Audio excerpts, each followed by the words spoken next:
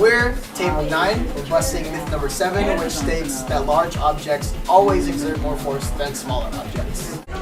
I'm a big object. I'm a small object. Myth number 7 states that large objects normally exert more force than a smaller object. But that's not the case.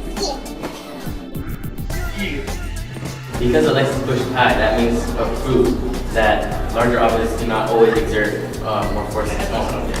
This is why you can't say a large object exerts a lot of force than a small object. Although you know the mass of the object, you might not know how much force it exerts. Although Alexis has a smaller mass than Kai, she exerts more force than she does.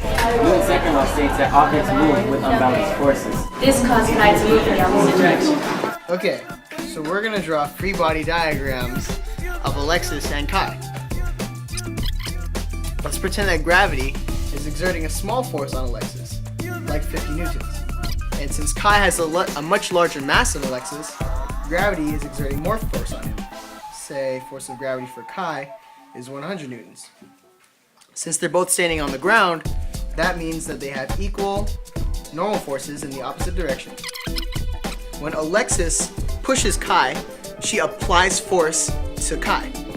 Let's say she applies 25 newtons of applied force to Kai in the left direction as demonstrated in the video. Let's pretend that air friction, air resistance, plays a very small role. Say force of air resistance is 2 newtons. Now, obviously the reason that Kai moved very, very far to the left is because of unbalanced forces, Newton's second law of unbalanced forces. Because the forces in the x direction for Kai are unequal, that means that he's either accelerating or slowing down.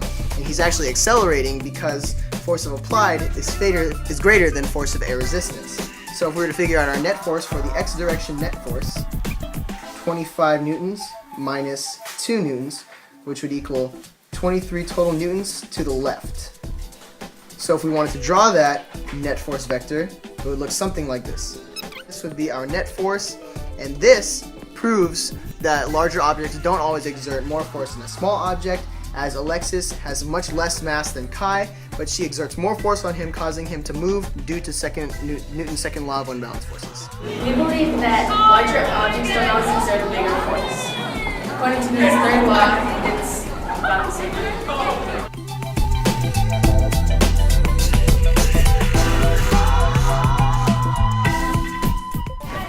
So in the case of people walking, the reason that people move forward as they're pushing against the ground is because of Newton's third law. According to Newton's third law, there is an equal and opposite reaction for every action regardless of the mass of each object.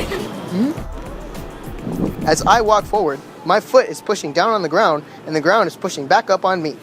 The small mass of the foot and the large mass of the ground causes the more acceleration to the foot.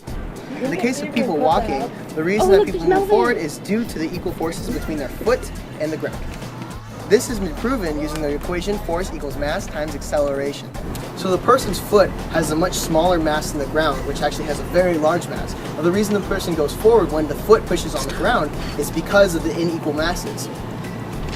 This results of a person walking forward when the foot pushes on the ground and the ground pushes back up on the foot. Oh, I didn't see you there. Did you guys see me walking forward as I walked? Well, again, that proves that forces between two objects are equal due to the unequal mass of my foot and the very, very large mass of the ground, which causes the very, very large acceleration of my foot. And that is the unbalanced forces of the mass and the acceleration, which is again Newton's second law, stating that objects move forward due to unbalanced forces.